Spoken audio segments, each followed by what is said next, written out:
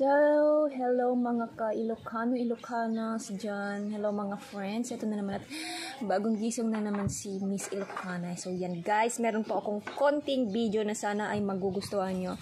Late na pero siguro okay pa naman kapag late no. Yan guys.